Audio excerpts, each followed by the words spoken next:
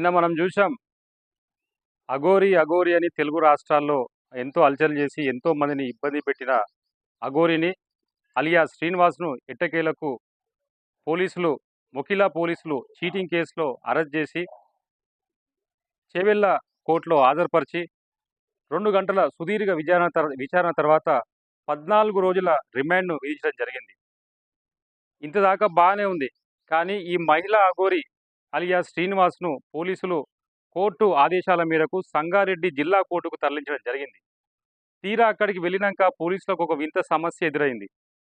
ఆ సమస్య ఏంటంటే, ఈ అఘోరిని మహిళా సెల్‌లో ఉంచాలా? లేదా పురుషుల సెల్‌లో ఉంచాలా? ఇంతకు ఈ అఘోరి ఆడా? మగా? లేదా తేడా? ఏది అనేది అర్థం గాక తలలు పట్టుకోవడం పోలీసుల వంతయింది. చివరకు తిరిగి ఈ అఘోరిని డీఎన్ఏ టెస్ట్ చేసి ఆడా? మగా? లేదా ఎటుగాని మనిషా డిసైడ్ చేయాలని తిరిగి కోర్టు వద్దకు తీసుకురాగా కోర్టు వారు వైద్యులను ఆదేశించడం జరిగింది.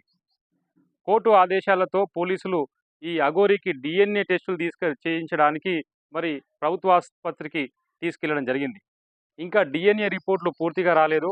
ఈ డీఎన్ఏ రిపోర్ట్‌లు వచ్చిన తర్వాత ఈ అఘోరి విషయంలో మరి ఎక్కడ ఉంచాలే? ఎలా ఉంచాలే? అనే ఒక నిర్ణయాన్ని తీసుకోబోతుంది. ఈ సంఘటన ఇంకోటి మనకేం తెలియజేస్తుందంటే, ఈ కేంద్రీయ కారాగారాల్లో ఆడవాళ్ళ బ్యారక్‌లు ఉంటాయి. మగవాళ్ళ బ్యారక్‌లు వేరువేరుగా ఉంటాయి. ఇప్పుడు అటు ఇటు వాళ్ళు కాని వాళ్ళ కోసం గూడా ఇలాంటి వాళ్ళ కోసం ఒక బ్యారక్‌ను ఏర్పాటు చేయవలసిన అవసరం ఉందని పోలీసులు మరి భావిస్తున్నారు. పోలీస్ యంత్రాంగం అంతా కూడా ఆలోచిస్తుంది. మేము గతంలో అనేక సార్లు మన ఛానల్ ద్వారా మరి ప్రజలకు తెలియజేయడం జరిగింది.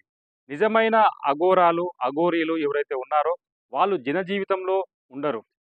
వాళ్ళు కొండలు, నిర్జన ప్రదేశాల్లో తపస్సు చేసుకుంటూ తాము విముక్తి కావాలని, తమ జీవితాన్ని ధ్యానంలో ముగించాలని, దైవ సేవలో ముగించాలనే ఒక ఉద్దేశంతో, ఒక నిర్ణయంతో వాళ్ళు తమ జీవిత కాలాన్ని వెల్లదీస్తుంటారు. కానీ ఈ అఘోరి గాని అఘోరితో మరి తెలుగు ప్రజలు ఎన్నో ఇబ్బందులు ఎదుర్కోవడం జరిగింది. అఘోరీల మీద ఉన్నటువంటి గౌరవంతో మరి ఇటు పోలీసులు గాని, ప్రజలు గాని, ప్రభుత్వ యంత్రాంగం గాని ఈ అఘోరిని అలియాస్ శ్రీనివాస్‌ను ఏమనలేదు. ఈ అఘోరి వేషాన్ని, ఈ అఘోరి హావభావాలతో మరి అటు పోలీసులను, ప్రభుత్వాన్ని, ప్రజలను ఎన్నో ఇబ్బందులు పెట్టాడు. ఎంతో మంది పైన భౌతిక దాడులకు దిగాడు. అనేక చోట్ల ప్రజలను అసభ్యకరంగా ఇబ్బంది పెట్టే ప్రయత్నం చేశాడు. మరి దీంట్లో ప్రభుత్వం కూడా చాలా తాత్సారం వహించింది. ఎప్పుడో ఈ అఘోరిని అరెస్ట్ చేసి మరి తీవ్రమైన చర్యలు తీసుకోవాల్సిన అవసరం ఉండే.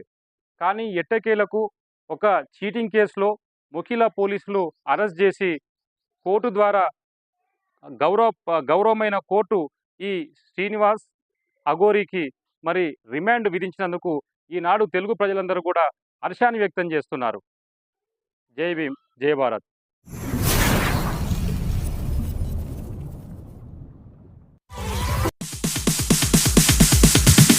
Sorry, it's DJ.